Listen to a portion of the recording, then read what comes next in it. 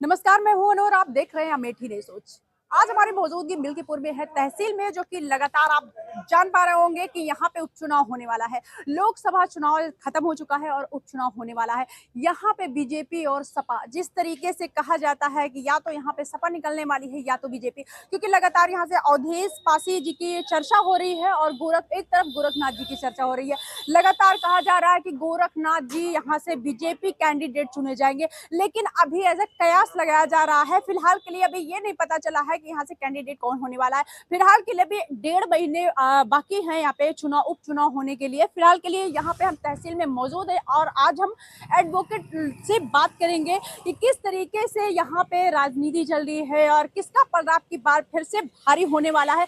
BJP जो है seat निकालने वाली है या तो फिर सपा। जिस तरीके से राम मंदिर की अगर हम बात करते हैं तो 500 सालों का जो सपना बीजेपी ने साकार किया, जहां बीजेपी क्रेडिट ले रही है, वहीं अयोध्या प्रसाद जी ने उनको करारी हार दी है। तो क्या अब की बार उपचुनाव में भी यही होने वाला है? तो देखते रहिए।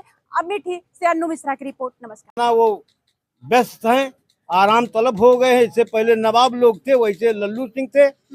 जनता के बीच में जनता का क्या दुख दर्द है।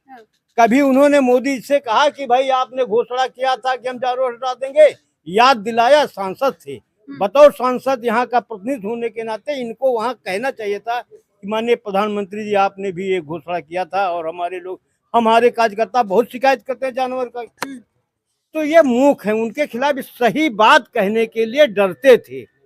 जब डरते थे तो जनता ने समझ लिया कि ये तो सही बात, न भ्रष्टाचार सुनने को तैयार हैं और ना तो ये जनता की आवाज बढ़ा रहे हैं आगे, तो इनको बैठा रिटायर कर दो। अच्छा, अब विकास। एक चीज और, आपने कहा कि आप छुट्टा जानवर से परेशान हैं, ठीक है, आम जनता भी परेशान है, लेकिन एक तरफ जहां योगी सरकार जो है गौशाला बनवा दे रही है, तो उस पे आप क्या करना चाहेंगे? क्या गौशाला में जगह नहीं? वही गौशाला का पैसा जो है, वही गौशाला का पैसा जो है, जो अफसरशाही यहाँ की खा रही है।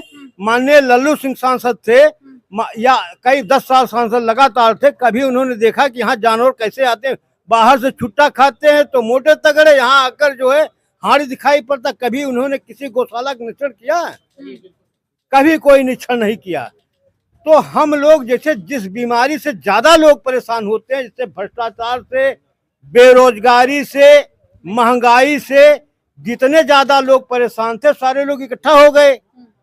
बेरोजगारी, महंगाई, छुट्टा जानवर, हर तमाम ऐसे तत्व थे जो चुनाव प्रभावित करते हैं, सारे लोग इकट्ठा हो गए।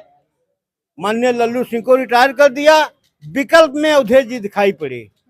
क्या लग रहा है कि विकल्प में अवधेश जी को आपने जिता दिया है, तो क्या आप लोगों ने सोच के उनको जिताया है, क्या वो सपने आपके पूरा कर पाएंगे? वो ये तो अब भविष्य बताएगा। अवधेश जी जैसा कह रहे हैं, ऐसा जो कह रहे हैं कि उनके कथनी करनी में जो अंतर है, अब वो बुजुर्गों को गुमराह करें, अनपढ़ों को गुमराह करें। ये जो पढ़े लिखे युवा हैं,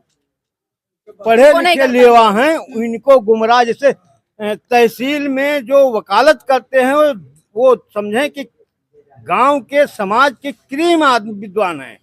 जब उनको इतनी ठगी कर रहा है हमारा मंत्री पुराना कि लो भैया 25,000 नहीं दिया, लो भैया 25,000 नहीं दिया। हमारी समझ नहीं आता जब इतने पढ़ों को कितना, हाँ 25 लाख ही महीने का। तो जब इतने पढ़े लिखे लोगों को मंत्री जी गुमराह कर रहे हैं, तो अनपढ़ के गांव में जाते होंगे, उनको कैसे मीठी मीठी भाषा से गुमराह करके उनको एक विकल्प था। ये फैजाबाद जो है मिल्कीपुर से अलग, हम लोकसभा स्तर पर बात कर रहे हैं। एक यहाँ अम्बेडकरवादियों की संख्या बहुत ज्यादा है। यहाँ अम्बेडकरवादी ज्यादा से ज्यादा लोग, कुछ लोग तो व्यवसायिक लोग हैं, बसपा की राजनीति करते हैं, लेकिन अम्बेडकरवादी बसपा की राजनीति करते हैं। और बसपा की राजनीति करने वाले अम्बेडकरवादी, उनको जो है, जब हमारे तमाम सांसदों ने कहा कि भाई हम 400 के पार जाएंगे, संविधान बदल देंगे, उनको एक दहशत हो गई कि इनको रोका जाए। इन्हें आप सुन लीजिए, उनको एक दहशत हो गई कि ये तो संविधान, इनको जिता दिया जाएगा, एक से 400 पार जाएंगे, तो इनको रोकने में जो है ये दिखाई पड़े। और ये भी जो दिखाई पड़ी, ये तो और संविधान विरोधी हैं। इनका संविधान बनाना बिगाड़ना तो खेल है। ये तो खास तौर से जो ज्यादा वोट दिए हैं इनको, उन्हीं का संविधान इन्होंने बिगाड़ा है। अच्छा, एक तरफ कहा जाए कांग्रेस कह रही है मुझे संविधान बचाना है, संविधान कांग्रेस की बात करें, कांग्रेस की बात, कांग्रेस ने अपने शासनकाल में बहुत ही संशोधन उन्होंने किया है जो देश के हित में था। जो देश के हित में था उसका संशोधन कांग्रेस ने अपने कार्यकाल में किया है। इनका कार्यकाल आया, ये भी संशोधन कर रहे हैं, कहीं नाम बदल रहे हैं, कहीं परिभाषा तो वही पुरानी है, परिभाषा पुरानी है, धारा बदल रहे हैं। परिभाषा पुरानी, जैसे पुरानी परिभाषा थी कि मंदिर की प्राण प्रतिष्ठा एक बार होगी, तो परिभाषा बदल दिया, जिसकी सरकार बने, जिसकी सरकार में बनेगा मंदिर, वो उसकी प्राण प्रतिष्ठा की नेतृत्व करेगा। और 500 साल पहले से आंदोलन चल रहा है। 500 साल पहले न कांग्रेस थी, कांग्रेस पार्टी की हुकूमत यहाँ नहीं थी, न भारतीय जनता पार्टी, न समाजवादी, न इंडिया गठबंधन की पार्टी थी, कोई राजनीतिक पार्टी थी। तो 500 साल पहले से हमारा हिंदूवादी, हमारी संस्कृति के लिए जो आंदोलन चल रहा है, इसके लिए कुछ कांग्रेस के कार्यकाल में कुछ मंदिर से संबंधित कुछ निर्णय पारित हुए और कुछ इधर पारित हुए। जहां काम इनका बनता है, जहां इनका काम बनता है तो कहते हैं कि मैंने जो है करवा दिया, और जहां काम बिगड़ता भाई कोर्ट ने करा दिया। दोहरी परिभाषा करते हैं काम बनने बिगड़ने में। बहुत माहिर लोग हैं गुमराह करने के लिए भारतीय जनता पार्टी के लोग। तो अब हमारे मिल्कीपुर में एक बहुत बड़ी परीक्षा होने जा रही है। जो आपने कहा कि यहाँ दो व्यक्तियों के बीच में चुनाव होगा, गोरखनाथ जी और अवधेश जी में ये अंतर है कि इनको भारतीय जनता पार्टी ने, गोरखनाथ जी को मौका मिला, युवाओं के पास ये बैठते उठते हैं और उनकी बात सुनते हैं। एक तरफ तो भाई जिनका खानदान ही रजवाड़ा हो गया है, अयोध्या के राजा कहे जाते हैं, उनका लड़का है। दुनिया जो है वो परिवारवाद चलावे, दुनिया परिवारवाद चलावे, पूरा हिंदुस्तान चलावे, लेकिन हम लोग अपनी कोशिश रखेंगे कि परिवारवाद जो है हमारे मिल्कीपुर में न चलाया जाए। कोई तीसरा विकल्प होता, ये नहीं कोई जरूरी है कि गोरखनाथ ही विकल्प में खड़े हो सकते हैं। कोई तीसरा विकल्प अगर सामने आया तो विकल्प पर लोग झुक सकते हैं। अब विकल्प की तलाश हो तो समय बताएगा चुनाव घोषणा के बाद। चाचा क्या नाम है आपका? सतीश तिवारी। अच्छा, आप भी एडवोकेट है। अच्छा, क्या लग रहा है कि मतलब जिस तरीके से यहाँ पे भ्रष्टाचार बताया जा रहा है, भ्रष्टाचार चरम पे है आपके तहसील में, सबसे ज्यादा मिल्कीपुर में ही बताया जा रहा है, लेकिन फिलहाल के लिए उपचुनाव का आप उपचुनाव को कैसे देख रहे हैं? विधायक किसको बनना चाहिए, बीजेपी या समाजवादी? हम तो बीजेपी को चाहते हैं।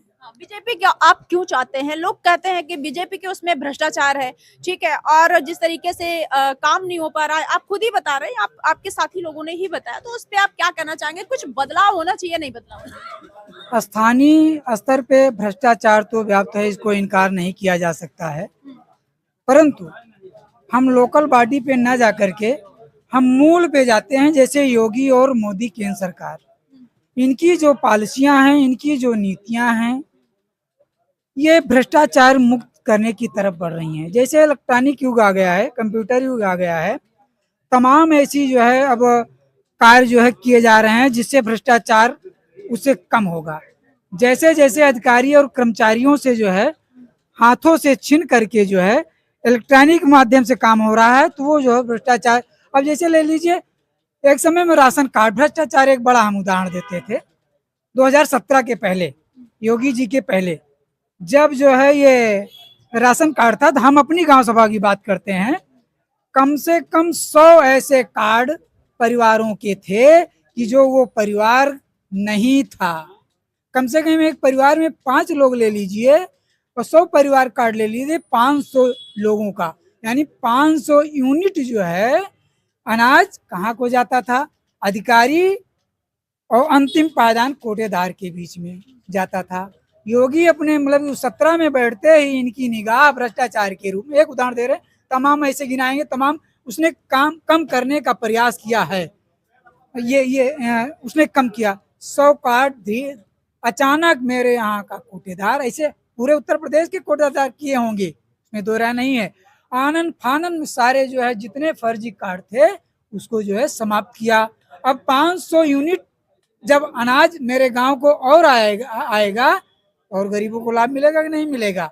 वो भ्रष्टाचार समाप्त करने का काम जो है सरकार ने किया, अधिकारी ने नहीं किया। सरकार ने इस पे जो है नकेल कसा तो ये कम हुआ।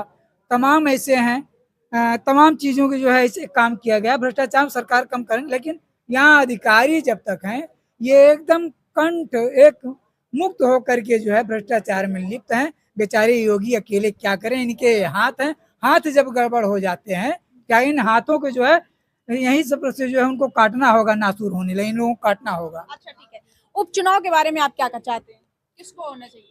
उपचुनाव बीजेपी को होना चाहिए। बीजेपी को होना हाँ, बीजेपी को इसलिए होना चाहिए, प्रत्याशी चाहे गड़बड़ हो चाहे अच्छा हो, क्योंकि सरकार की नीतियां अच्छी हैं, मुख्यमंत्री की नीतियां अच्छी हैं।